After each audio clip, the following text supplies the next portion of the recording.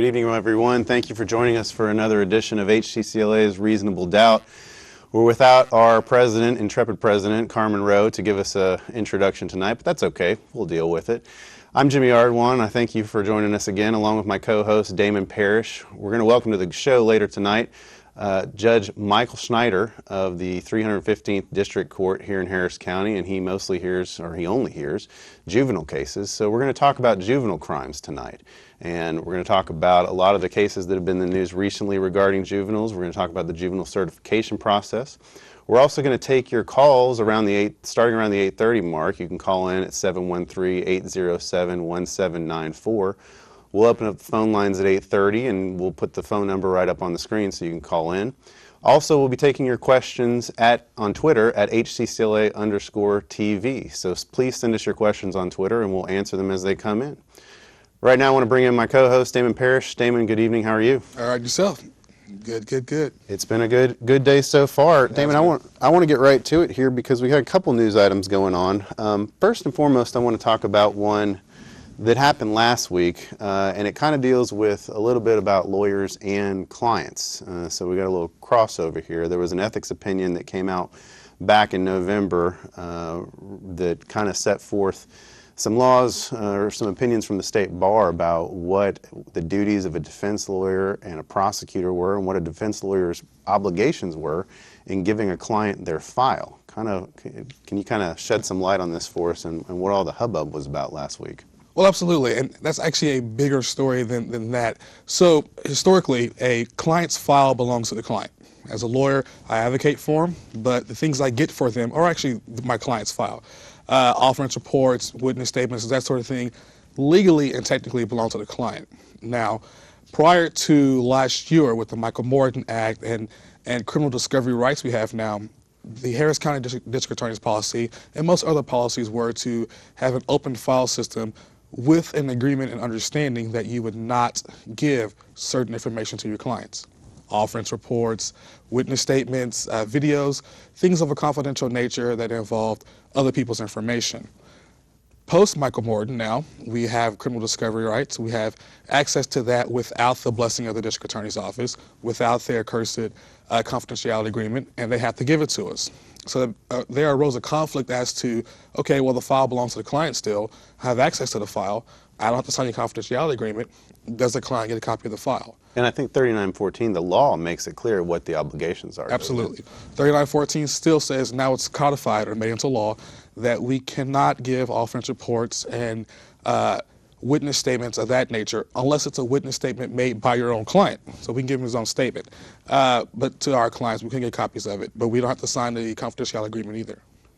Yeah, I find it very interesting, all the discussion about it, because I think the law is pretty clear. It's kind of ironic to me that we have to issue all these ethics opinions to clear up what I think is a pretty clear law, and we still have a bunch of lawyers who seem to not understand it. And, I don't expect clients to thoroughly understand the law. That's what lawyers are supposed to do, explain it. But I find it kind of strange that lawyers are having a hard time explaining this law to their clients. Do you find that a little strange? Jimmy, if the law was easy, we wouldn't have jobs. Well, that's true. Kind of how it goes. So. That's true. I guess it keeps us employed. Keeps us employed. Keeps us frustrated but employed. That's true. Next item I want to move on to, Damon, is, and we've kind of known about this for a while in the defense lawyer community, but I think it's just now really starting to come to light. There is a federal lawsuit up in Travis County, up in Austin, regarding some civil rights violations against a company called Securus. And from what I understand and what I've read is that they were violating, or the allegation is that they illegally recorded constitutionally protected phone calls between lawyers and clients. And I guess the big news today that I saw was that U.S. Magistrate Judge Mark Lane has sided with the plaintiffs and is going to basically certify the case to go forward in district court. What are your thoughts on that? Well, first, I'm pretty sure Governor Perry's excited that a case out of Austin doesn't involve him. So he's probably true. The case in the news doesn't involve him. I know he's excited about that. So once again, that's another one of those kind of global issues. An attorney has an absolute right to talk to his client. whether it's in jail, whether it's at home or whatever, we're guaranteed secure conversations with our client. It's every state has it. It's constitutionally protected. That's what it's there for. That's how we advocate for our clients. And I think we should be clear about what's going on here is that right and how we meet with our clients is being taken into a video format up in Austin, isn't it? Right. So if your client's in jail and they can't bond out, either because they can't afford bond, unfortunately, or they're charged with a serious enough offense like capital murder where they don't get a bond, we have to visit our clients in jail.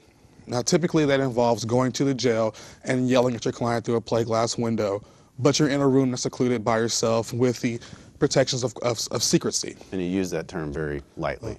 When you're screaming through a plate glass window, I've heard lawyers talk to their clients. I know Sure. they've heard me, so, But Securus came in and said, hey, I tell you what we will do is allow you to visit your client from the comforts of your own home or your own office.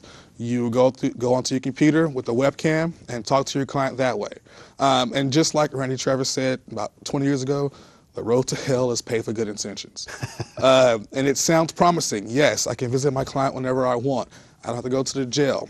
We can talk as long as we want, and it's comfortable. We can get more done. Their promise was that these conversations would not be recorded.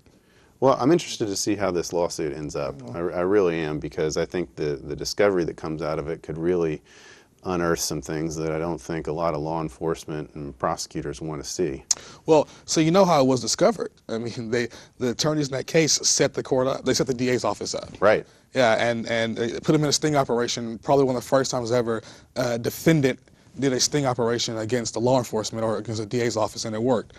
I think they already know that the conversation is being recorded, and it's clearly violating attorney-client privilege and constitutional rights. So hopefully, I'm glad it's moving forward, and hopefully we can get some movement off that. I hope so too. It would be really interesting to see what goes on there.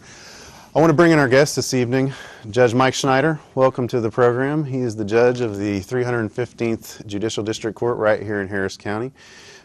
Judge, you hear only juvenile cases, is that right?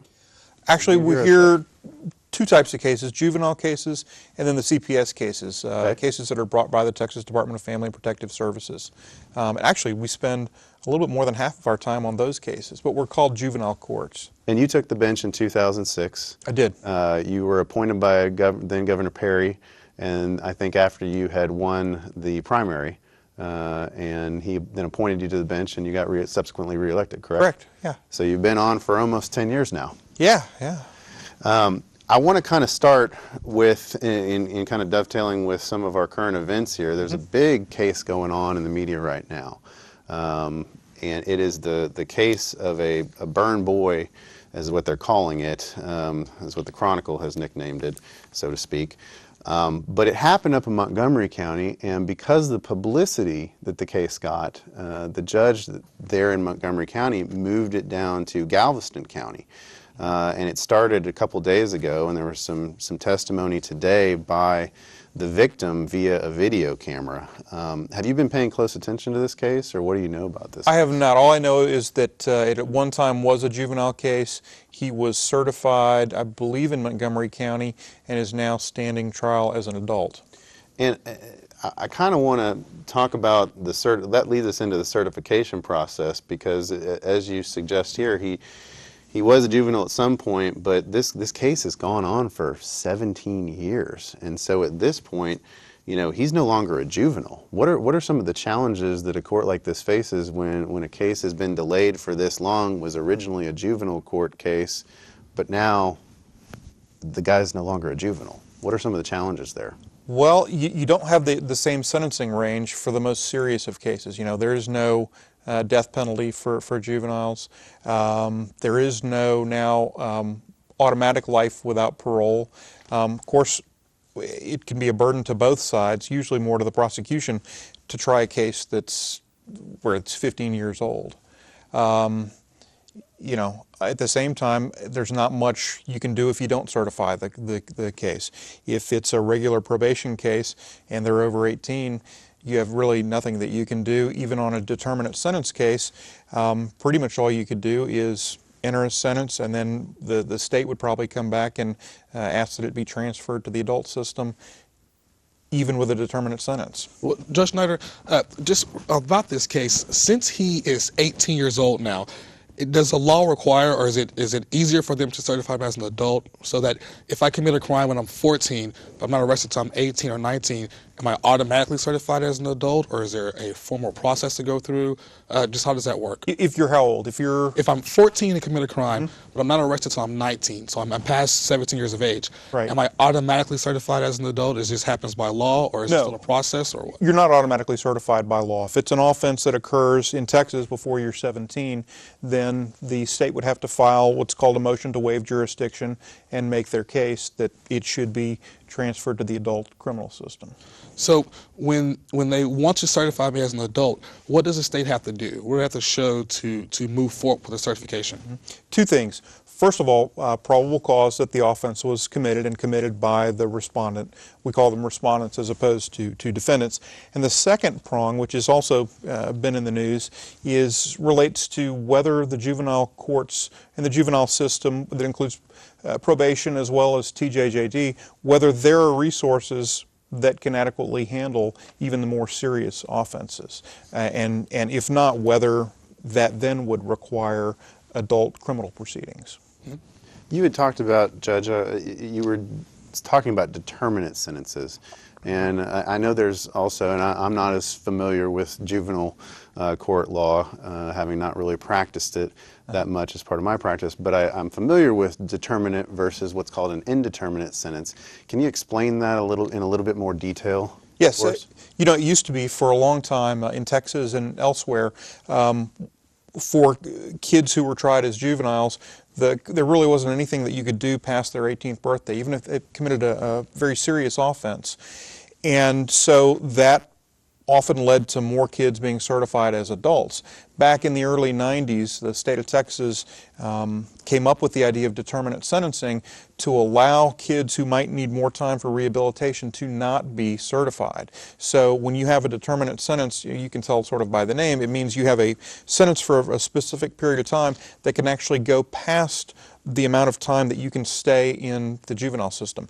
Back when it was passed, I believe you could stay at TJJD till you were 21. If you had a sentence that went past that, then you'd go back to juvenile court and there could be a determination as to whether your probation could end or whether you'd be transferred to an adult criminal court or possibly to the adult system. And what's the difference between a juvenile prison, for lack of a better term, and the adult prison? I mean, where are they in location? What's the atmosphere like? How is it different, and how is it similar to what an adult prison is? Well, they're obviously similar in that they're secure facilities. They're both very prison-like. Theoretically, our juvenile system is supposed to be much more based in the idea of rehabilitation. I've learned a lot about the adult system from a lot of the certification hearings I've done, where we hear witnesses from both systems talk about the difference, and I think TJJD is much more geared towards rehabilitation, even in the more serious offenses. They have what's called a capital offender program, so that a lot of these kids who commit these offenses can stay there and hopefully not have to go into the adult system. What I heard, I had an interesting certification hearing earlier this year, and I heard that a lot of the services that they get are only on the very back end, if you end up in the adult criminal system, the adult prison system, as opposed to if you're at TJJD, you're at school every day. What does TJJD stand for? Texas Juvenile Justice Department. And it used to be, for years, was known as TYC, the Texas Youth Commission. Okay. So there are not as many as there were, say, 8 or 10 years ago. There was quite a big scandal that rocked the whole system, that caused, I think, a lot of folks to really question whether we should have as many kids going there as we do. Since I've started, the number of kids that are sent from Harris County to the state prison system has gone down about 80% because we figured out ways to keep them here, sometimes even at home, for offenses that used to be almost automatically sentenced to TYC. You mentioned something. You said that the rehabilitation system of the Texas juvenile system. when children are brought to the system, they're not found guilty, correct? I mean, what are they? Right. What are they found, and how does that differ from, let's say, the adult system where they're found guilty and go forth? Right. Instead of they're not convicted, they're adjudicated, and the finding is not guilty. It's that they engaged in delinquent conduct. So even if you are adjudicated of even a very serious offense, if you're asked later on if you were ever convicted, you can honestly say that you were not. You were adjudicated, but you might still have on your record that you have that kind of an adjudication. Right. So is that the largest difference, just the way it's spelled out for future reference, or is there anything more behind being adjudicated, and that's found in the family code, correct, versus Right. the penal code, versus being found guilty? Right, right. Mainly just how it's categorized.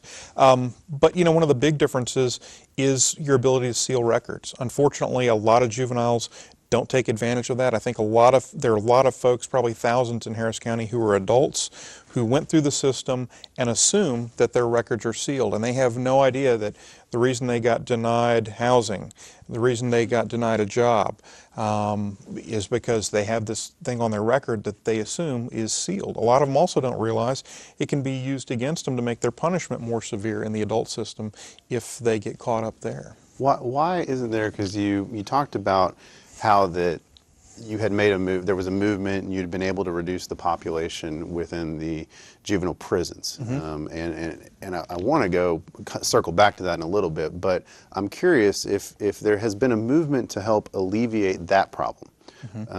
What can be done to help perhaps make the sealing process easier? I mean, why can't the government step in there and advise people or let people know that this process exists for them, send them a notification telling them their eligibility? I mean, is there something that we can do there to help that process and make it better? You know, it's been suggested that there may be some legislation this time around that might have some sort of an automatic sealing, or something that maybe perhaps a system where you shift the burden to the state. If they feel like in a particular case that the records needs to be sealed, then they should have the responsibility to put it on the docket and essentially show cause why they should be sealed. Or, you know, it's been suggested just sort of an automatic sealing after a while. You know, and a lot of folks, not only do they not realize that their records aren't sealed or that they could be sealed, but that if your offense was just a misdemeanor and you've gone 2 years without any sort of involvement in the criminal system, a judge does not have discretion to deny your sealing. It's essentially automatic. It's just a matter of getting the information out to the people, getting them a lawyer to get to court, and then, you know, there used to be somewhat more of an expense as far as having to mail out certified letters to all the different agencies you dealt with. What we've found out in a sealing program that the HBA runs now is a lot of these agencies will accept notification by email, fax. It's really just a matter of getting the information out there. And that's actually a good point. It was, you know, growing up, you hear a lot of things about a lot of things. I was always told that it's automatic. Like you turn 18, your record's sealed, and you can't see my record as a juvenile. So is that not the case? It's wide open? Absolutely not the case. Well, and I think a lot of people are under that misunderstanding. I mean, I think as there's lawyers, a lot of people, for instance, I mean, I just met with a client today, honestly, that we were going over his pre-sentence report, and there was a juvenile case that he thought had automatically been sealed. And sure enough, it had not. And he was under the impression that it had been sealed, that, hey, the judge told me this was going to happen, and it didn't. And now it's coming back to haunt him because he's getting tagged for it as part of his criminal history. So for me, it seems like there's got to be a better way to do this. There would have to be, and you know, I think a lot of it comes down to how to do it in a way that has no budget impact. Because I can imagine there's some of the schemes you could come up with could be very expensive to prosecutors. It could be very expensive to district clerk's offices. If you had probation departments that had to send out letters, I mean, that's expensive to do. You know, perhaps something that would be just sort of an automatic trigger to where that would trigger what really you have a right to have anyway in Texas, which is, say, for example, the misdemeanor thing. You know, 2 years, nothing. If you had a program that could somehow operate a ticker and just seal it right then and there, that'd be awesome. Yeah, and I want to go back to the prison reduction in the juvenile prison population. my question is, was that something that was initiated by the judges in terms of finding other ways to structure sentences, or was that something that was initiated by the legislature? You know, like a lot of creative solutions, they really come from something bad happening. And in 2006, we moved into the Juvenile Justice Center, which is the old criminal, used to be 301 San Jacinto since the 50s. And as soon as we moved in, we were overpopulated. We were way out of compliance with the state regulations. We had sometimes up to 300 kids, not supposed to have more than about 220. So we started looking for solutions, trying to figure out ways we could, either decrease these numbers or get some other facility to hold them. We ended up getting bids and contracts out there to see what it would cost to build new facilities. One of the quotes that we got was $90 million to redo the old Harris County Jail over on Franklin. And I'm glad we didn't go that direction. Number one, because it's incredibly expensive. But number two, the idea that you solve that problem by doing more warehousing of children kind of lets you be not as creative as you should be. So I had the old probation department director came to me back in about 2007 and said, there's this group from Baltimore called the Annie Casey Foundation. I said, don't they do a lot of NPR stuff? I've heard their name. So they came down and met with us and said, look, we have these great ideas for reducing the detention population. We went around the country and sort of stole from different jurisdictions who were doing things better than what we were doing. And within a couple of years, our population had gone from up to as high as 300 to about maybe as low as about 150, 160. Wow. It was really awesome. One of the things that we didn't expect that was so awesome is that it had this sort of trickle-down effect that the fewer kids that you keep pre-trial, the fewer kids end up having to be placed outside of the home in Harris County. The fewer of those kids that we created, the more likely it was that those kids would not go on to TJJD. So those numbers just started to plummet. And within 3 or 4 years, I think they had dropped by about 62% as far as the kids going to the state prison system. So that got the attention of Senator Whitmire, who realized, wow, you're actually saving the state a whole lot of money. If you can keep these numbers low, I have no problem reallocating state money for more programs in Harris County. And what's really important is not just that the money went to the Juvenile Probation Department, but that it went to a lot of community groups that deal with kids in their own neighborhoods, in the non-artificial environments that they need to be able to thrive in to survive. I mean, look, you can lock up a kid and keep them sober and out of trouble temporarily, but it doesn't give you any sort of a long-term solution.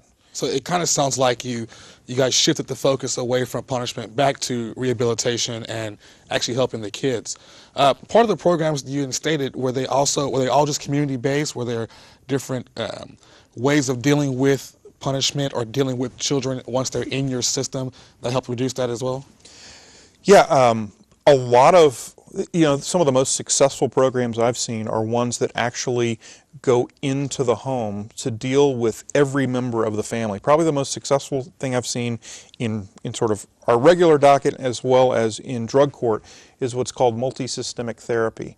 Living in Houston, you all know transportation is horrible. We deal with a very poor population. To be able to have families, take time off from their often low-paying jobs to get the services they need to get drug rehabilitation, family and individual therapy, it's almost impossible. You can destroy a family trying to help them. If you can figure out a way to go in the home and in the community and provide those same services, it's cheaper for taxpayers, it's better for kids, it hopefully reduces the number of people that will ultimately could be your clients. Right. We'd like to think we keep them out of the adult system. So you mentioned drug court. Is this a special court that exists just for dealing with like drug offenses? I mean, is that part of the process where you've created new courts, new ways of dealing with it, or is it drug court just another term for your docket or something like that? Well, in going around the country with the Casey Foundation in about 2007, 2008, one of the things that I noticed was that Harris County had no specialty courts at all for kids. No drug courts, mental health courts, anything like that.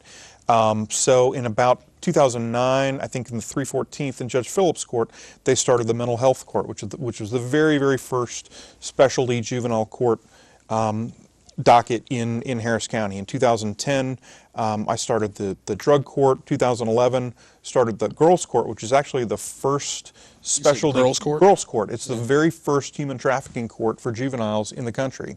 And then I believe a year later, the gang court was started, and they've had amazing results, and nothing that I think you can really attribute to the judges. And what I mean by that is the fact that they work because you draw in so many different people. You have teams that include therapists, defense counsel, the prosecutors, people who, Catholic Charities, the YMCA, treatment providers, who all sit around at the table and try and solve these problems. One of the ironic things about being a judge is you're making the most important decisions, but you're the person with the least amount of knowledge in the room. Well, and I want to ask you about that, because I think that, obviously not speaking from experience, but I would anticipate that the majority of the cases that you deal with result in some sort of plea bargaining and result in some sort of decision process by which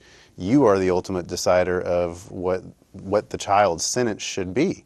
And so my question to you is one of, as the judge and as that ultimate decider, what is the hardest part about that process, and what kind of things do you look for in making your determinations? Mm-hmm. That's a great question.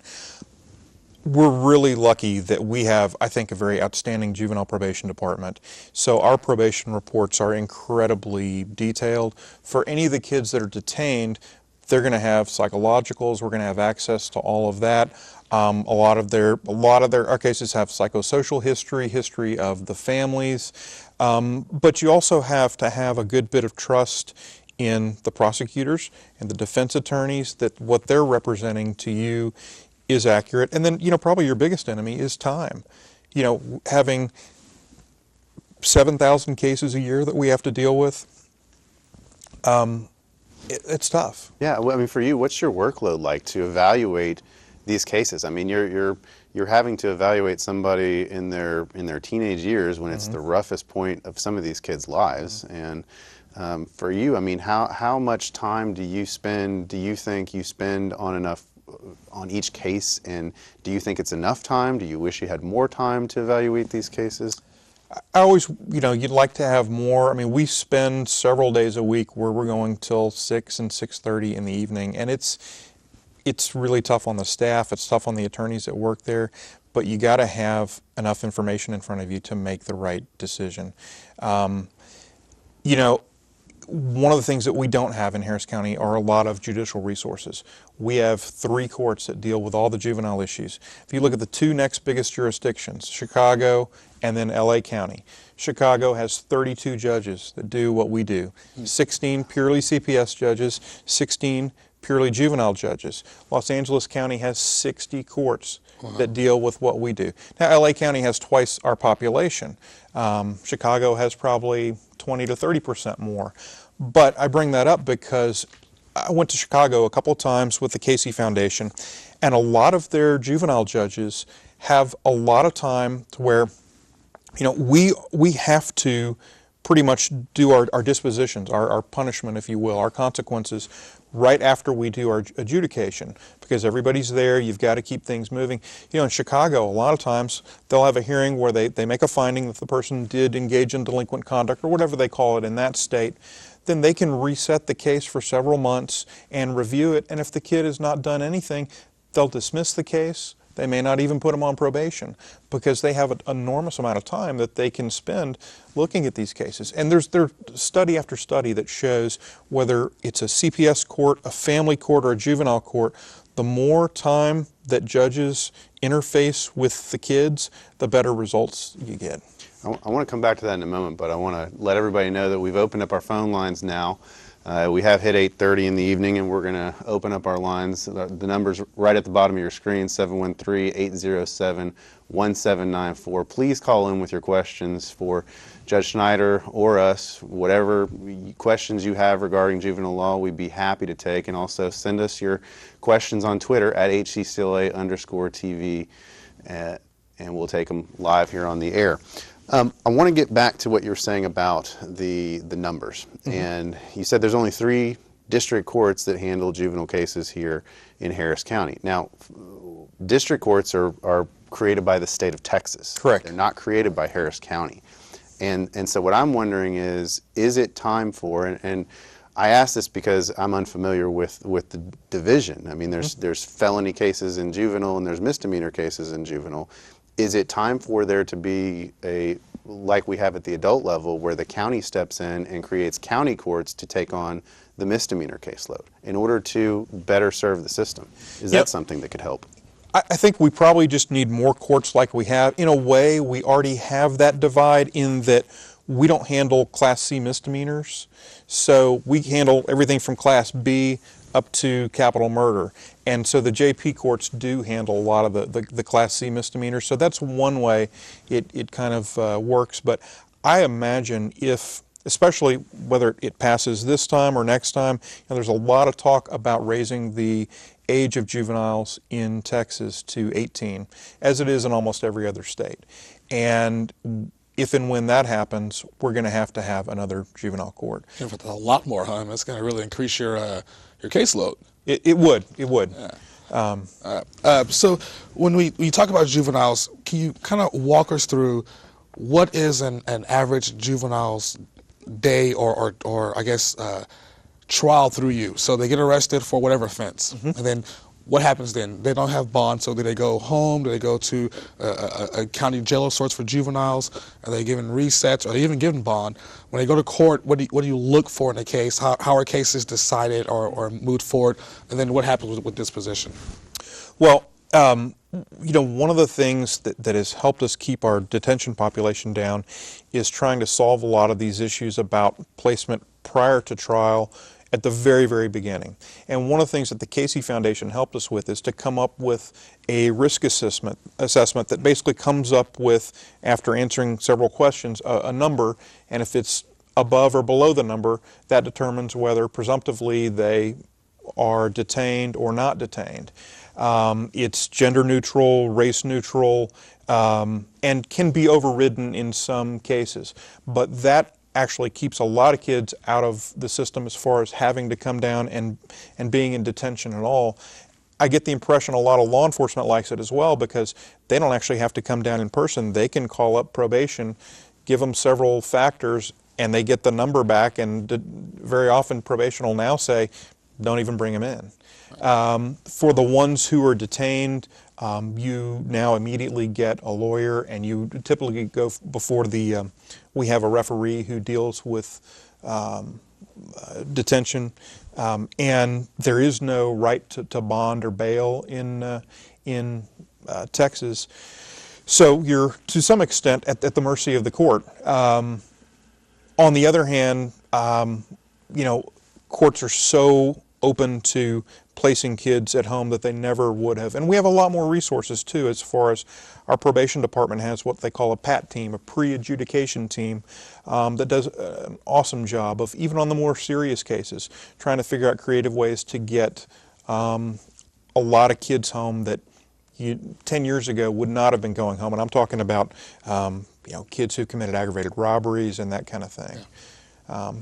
That's tough too, because those numbers have gone up quite a bit, and we're also in one of the fastest growing counties in the country as well. So, how quickly you get to trial often depends on how serious the offense is, who your lawyer is, what kind of pretrial motions there are, and that kind of thing, just like in the adult system. Judge, what are some of the more recent trends you've seen in terms of the types of cases that are coming more frequently before your court? Mm-hmm. The one that sticks out the most as far as, really having a big impact on our system and who we can release and who it's more difficult to release, it's the aggravated robberies. It used to be, before everybody had iPhones, not a lot of people necessarily had something of value on them. Now there's almost nobody who walks around without $500 or $600 worth of electronics. That's a big shift, because I remember growing up, the biggest, you would hear reports of people stealing Air Jordans and people stealing tennis shoes, but now it has grown a lot in terms of what people are carrying them on them and the things of value. Sure, and we still have the Air Jordan, so you have that, and, That's not going away. and iPhones, iPads, everything like that. So unfortunately, that's gone up quite a bit.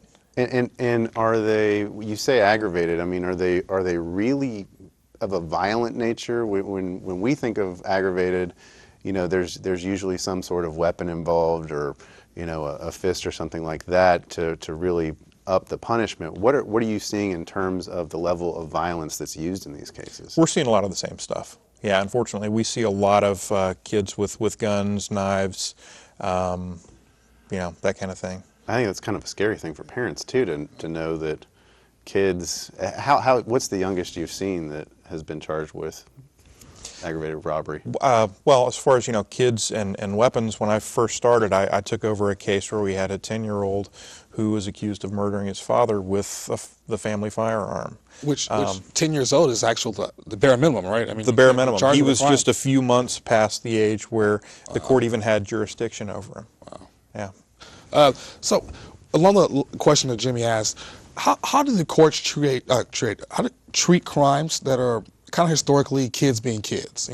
Boys fight, break windows, when you do stuff like that. Kids sometimes will steal something.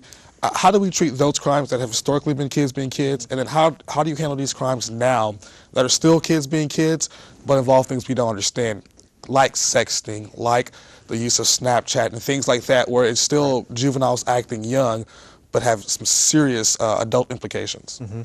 Well, 10, 15 years ago in Harris County, those cases almost all ended up in our juvenile courts. Probably 10 years ago, I would say the average year there were about 15,000 cases filed by the DA's office. Now we have about half of that, and the main reason is because our probation department has used their authority under the family code to grant deferred adjudications to a huge number of kids. We're talking thousands and thousands of those. And that was something that the DA's office years ago fought us, and I say us, I mean the juvenile judges, but also the juvenile board, who sort of is over the probation department. The family code allows them to, despite what the DAs want, to grant these. And at some point, probably 5 or 6 years ago, probably about 2009, the DA's office kind of backed off a little bit, and it's been a great success. First of all, there's about a 90% success rate. They're usually very low-level crimes, things that you, like you said, you associate with kids. We've saved about $800,000 to $1 million a year on court-appointed attorneys. That's the other thing is, the expense to the county is once you file the lawsuit against them, that triggers constitutional and statutory protections as far as right to counsel and that kind of thing. So a lot of those, and you imagine the time they save judges as far as folks not having to approach. And those cases are, we've funneled a lot of those cases to the Houston Bar Association, who's volunteered to do record sealing. So there's sort of a positive pipeline of kids who go through that system. 90% of them succeed, and then they can get their record sealed. So, yeah. And to the credit of the DA's office, overwhelmingly, they never challenge, in those cases, the sealing of the records. Do you think the DA's office could use make a better use of pretrial diversions in juvenile cases? That's essentially what that really is. I mean, Okay. practically, the deferred in our system is a pretrial diversion. And what happens at the end of the 6 months, if it's completed successfully, they just file a non-suit. Okay. And then the records can be sealed. So you mentioned that the probation department can, on their own accord, issue a deferred without the DA's approval. That's a wholesale difference than an adult court where you have to work through the DA's office or even with him without a rec to get probation. So how does it work to where a child can get, I think we have a caller? We do have a caller, but finish your question. How does it work to where a child can get probation without ever stepping foot in court or through probation department? Well, the family code basically says that any juvenile court can grant, for most offenses, can grant this deferred. And about 10 years ago, through the county attorney's office here, the probation department sought an AG opinion to see if they were considered to be a court, because they're an organization run by the 8 judges that are the juvenile board. And the AG came back with an opinion saying, well, essentially the juvenile probation department is a court because they are under the authority of judges, and so they have the authority to grant that, and they take advantage of that. Let's go to our phone lines right now and take our first call for the night. Hello, welcome to Reasonable Doubt. Thanks for calling. Hey, thanks. Yeah, I was wondering if the judge could tell us a little more about the girls' court and how that got started and what kind of success rate it's had. Good question. It started, one of the big influences was a case that came down from the Texas Supreme Court called In Re BW in 2010 that basically found that, and it was a case out of Harris County where the state of Texas said, look, if you're under the age of 14 in Texas, no matter what, you cannot consent to sex or really to financial transactions. And so that's not an offense anymore. And we also had, I say we, I'm talking about Judge Ellis and I, and she's been instrumental in this program. She's the associate judge in the 315th. But we saw so many kids who have these prostitution issues, for whom it just didn't make sense to just lock up. They weren't the people who instigated what eventually happened to them. We saw this sort of sea change in the way people in Texas, starting at the Supreme Court, look at these kids really as victims instead of perpetrators. I mean, the idea of a 13-year-old who has to commit prostitution, the idea of treating them as a perpetrator of a crime is pretty offensive to me. But there are also some real issues as far as how we deal with them. Number one, the biggest problem with these girls is placement. Where can they stay? That you don't want to put them in a secure facility if you don't have to. CPS often has decent facilities, but they don't want to get involved. They feel like if they're in the custody of juvenile probation, they're not going to mess with it. If you put them back in the same environment from which they came, that's often a very unhealthy environment, or they wouldn't be in that situation. Right. So we've been really lucky. We've gotten a lot of good publicity. I mean, everything from the Chronicle to the Texas Tribune to the New York Times. And I think that's helped us draw in a lot of partners. I talked earlier about the way a lot of the specialty courts are so successful because we have people who contribute in ways that as judges we would never be able to get that kind of input, especially in girls' court. Groups that you don't normally associate with having to be at the table in a hearing where you'd normally just have a prosecutor and a defense attorney, like having the YMCA or the Children's Assessment Center or CPS. CPS has even come to the table to try and provide a lot of these kids placement. So, Jed, it's often been said in the adult system that people who have money are able to better navigate the system. Mm-hmm. They get better deals in the system. Mm-hmm. They might often get off when others may not. Do you see those same types of things happening in the juvenile system, or do you think the juvenile system is more equitable across the board? What's interesting about the juvenile system, first of all, unlike the criminal system, even though it might still be sort of disproportionately poor compared to just normal society, when you deal with the juvenile courts, you're talking about almost 100% indigent poor population. They are almost all represented by the public defender's office or by court-appointed attorneys. The advantage of that, though, is that you have attorneys that really do know specifically that type of law, which I think is somewhat of an equalizer. But on the other hand, we have a lot of families, if they come to court and they have certain resources, those kids may not have to go to a facility or, well, for example, in our drug court, we specifically try and help poor individuals, because if you have a bad drug problem, but you come with from a family that has good health insurance, you don't need us. And so in a way you could argue that that's sort of inequitable, that someone who has money gets better treatment, but the reality is we don't need to waste government resources, to me, on those folks who can sort of help themselves. Sure. I want to follow up on that in a sec, but we have another call that I want to take and get their question. Hello, welcome to HCCLA Reasonable Doubt. Thanks for calling. How do you make sure the attorneys appointed in your court are diverse? How do we make sure that they're diverse? I think that was the question. Yes, sir. Yeah, actually, we're very lucky that we have a very, very diverse bar. Ethically, culturally. One of the hardest things to me, though, is to find an appropriate number of Spanish speakers and folks who speak Vietnamese, because we have pretty good sized populations, and I don't think there are enough attorneys that can meet those needs. Our interpreters are quite overburdened. But that's a good question. We offer, one of the things, I'm also the chair of the juvenile law section, and I'm very proud of the fact that we provide more continuing legal education in the juvenile section of the Houston Bar Association than any other section, on juvenile law as well as CPS law. And so luckily there are a lot of students, especially minority students from U of H, TSU, and South Texas, who surprisingly have a real interest in doing juvenile law. And that's typically a pretty diverse group of folks.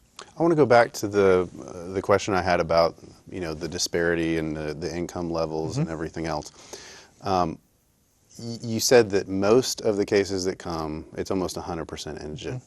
And so that begs the question to me, is the real inequity on the law enforcement side in terms of who they choose to enforce the juvenile laws against? I mean, if you've got almost 100% of the people coming in that are almost poor and indigent, is law enforcement looking the other way to kids who come from well-moneyed families? Because I can't imagine that there's that much of a disparity between kids from wealthy families and kids from poor families committing offenses, is there? I think it depends on the offense. I mean, for one thing, I've never seen a kid from a wealthy family commit aggravated robbery. Right.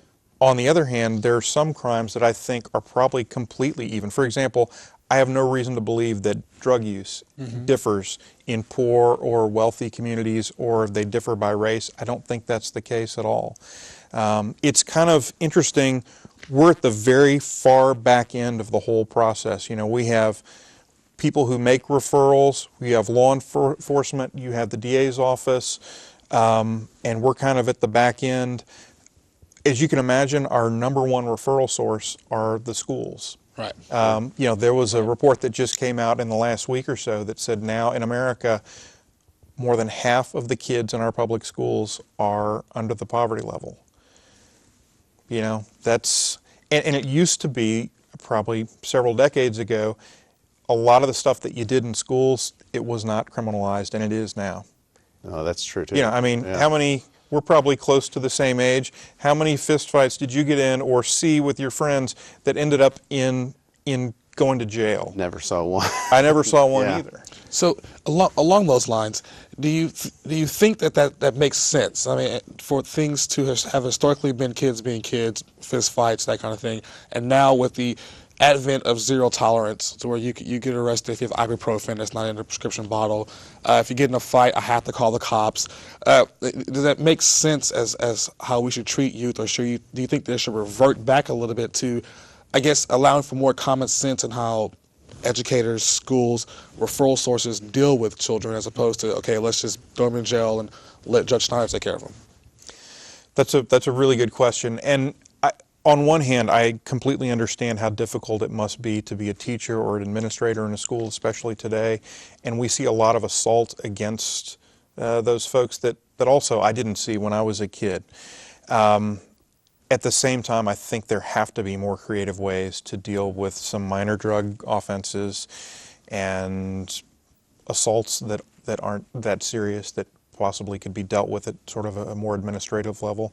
I think, and this is out of what we do, this is more Class C misdemeanor, JP courts. I think there's got to be a better way to deal with truancy, because you're also talking about a disproportionately poor group of folks who are hit with fines that would cripple even middle-class families, that are just devastating. I've just seen horrible stories of kids whose families have just been almost wiped out by dealing with those issues.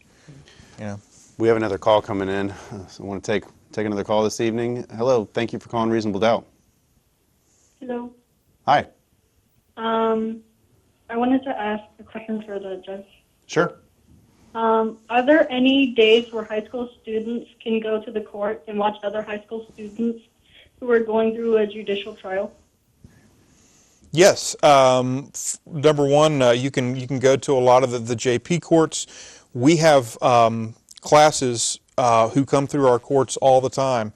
If you'd be interested in having, if you know of a group that wants to come to court, in Texas our courts are open, which I think is a good thing. Right. Even though we want to balance and have some privacy for these kids, I think there's also an advantage to having the judge and the prosecutor and everybody have to do what they do and say what they say in open court. But I would encourage calling. It's easy to go to the Harris County website, go to my trial coordinator's site and find her number, give us a call.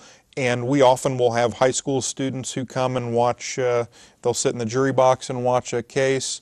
We often do mock trial and mock voir dire with high school students, and we do that several times a year. And it's really fun, and they really get a lot out of it. And I have a lot of parents who call up and say, would you please make my child sit and watch what happens in your court, and maybe show them the holdover cell and that kind of thing. So, When we talk about probation for juveniles, unlike adults, the juvenile's on probation, but obviously you don't expect the juvenile to pay those fines. And so at several point in times you said that it's kind of devastated families, it's hurt them. How much responsibility is on the parents or the legal guardians when it comes to a juvenile's actions that of course they had no control over, but now the juvenile's on probation and they have these consequences? How much is on the parents or guardians to deal with that? You know, it really varies state to state, but one of the things that I think is an advantage in Texas is that when we have a juvenile case, it's a civil lawsuit where the parties are the state of Texas, the child, and the parents. And so parents can be ordered to pay restitution. I really find having parents as parties that can be ordered to be a huge asset to me in being able to get kids to go home and make sure that they're safe. In other words, I can admonish the parents, sure, I'll release the kid to you, but it's actually a court order that they have this kind of supervision, that they be taken to and from school and that kind of thing, and just kind of warn them, hey, by the way, this is a court order. If you violate it, you could be held in contempt, you could be fined, you could be put in jail, and knock on wood, I've never actually had to use that.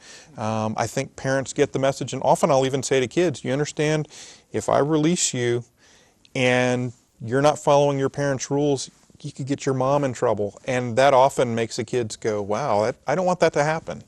So I hope that answers your question. But yeah, in Texas, we actually have quite a bit of, we have jurisdiction over them and quite a bit of leverage to order them to do things like individual and family counseling and that kind of thing. Oh, we're burning up the phone lines tonight. We have another caller coming in. Hello, thank you for calling Reasonable Doubt. Hi. Hi. What's your question? Why did you want to be a judge? Oh, that's a good question. A lot of lawyers have that question too. Right. Yeah, it's not, for me, it wasn't something I planned. The judge who was in the 315th before I was let me know he was retiring. I happened to be at the county attorney's office and kind of hinted that, you know, maybe it might not be a bad idea if I were to consider running for judge, or at least think about it. And so I did, and threw my name in the ring, and I'm glad I did. Had you had any experience in the juvenile court system prior to becoming a judge? I was, at the time, I was a deputy division chief of the Children's Protective Division at the county attorney's office. So I had attorneys who worked for me in the juvenile courts, and I handled a lot of cases in the family courts. But I spent probably 3 or 4 years doing nothing but the CPS work in the juvenile courts. I was in the 314th for a year, and I was the chief of the 313th for 2 or 3 years. So I hadn't had a lot of experience with the juvenile criminal side, but I had a lot of experience in the juvenile courts doing civil custody-related stuff, child abuse stuff, yeah. We actually had a question from Twitter I thought was pretty interesting. When a juvenile is certified as an adult, so if a 14-year-old is certified as an adult and they get found guilty as an adult, is that 14-year-old sent to the regular prison that an adult will be sent to? Or are they sent to the TDJD prison? Or how are juveniles certified as an adults treated, and what protections do they have in the system at least to turn 18? That's a great question. When they go to TDCJ, which is where they would go if they were sentenced from an adult criminal court, they are, from what I understand, separated, I believe by sight and sound, but within TDCJ, as opposed to being at TJJD, which is what we think of as sort of the juvenile system. Mm-hmm. Yeah. So they are actually sent to a normal adult prison, but not congregating with or sight sounds with the adult inmates. Correct. How many juveniles, Judge, do you see come back as second offenders, or even, God forbid, third offenders? How many repeat offenders do you see in your court? We see quite a few. In fact, those are typically the cases where, in my experience, that's how the DA screens for who they're going to ask to certify. It's usually the folks that start with a serious offense and it either escalates or it's the same serious offense over and over. You know, a typical case in which they would seek certification, obviously murder, but also repeat aggravated robberies or crimes against individuals, that kind of thing. And how much does, at that age, how much does the mental health evaluations or a mental health court possibly play into some of the factors? It's a huge factor. It determines, number one, obviously, whether they're competent to even be tried. Mm-hmm. Number two, whether they should be diverted to some sort of a mental health court. And then also, if it comes to what their disposition is, that's almost certainly going to come in any agreed recommendation or any sort of a disposition that the court would consider. It's going to have to cover the mental health thing, or you're going to create a frequent flyer, somebody who's just back over and over and over. And, you know, one of the great things about having family involved is if there are mental health issues that normally might not be on the radar, you'll have a mom or a dad that makes sure that you get it. That either, hey, I'm really afraid of my son, or he needs some kind of help or medication, that kind of thing. So, well, Judge, I really appreciate it. We're running short on time tonight, but I thank you for coming on. Thanks for having me. Pleasure having you here, and Thank really you. Interesting stuff. We hope to have you back in the future, and you know, good luck to you on the bench and your re-election campaign next time you're up. I think you're doing a great job, and we really appreciate all the hard work you do for us here in this county. Well, thanks for having me. I'm a you big for the fan of show. HCCLA, and y'all keep up the fight. We will. All right. Thank y'all for joining us for another edition this week. We had a great time with your phone calls. Unfortunately, there weren't as many Twitter questions coming in. We hope that you will pick that up next week. We will be back next week, and we'll have another good show. We'll be talking about some of the sex with teachers cases that have been going on, and it should be interesting. We'll have a couple guests, one defense lawyer and another guest from HISD to talk about that. So we look forward next week to talking with you, and hope you'll join us next week, same time. Thanks a bunch, and good night.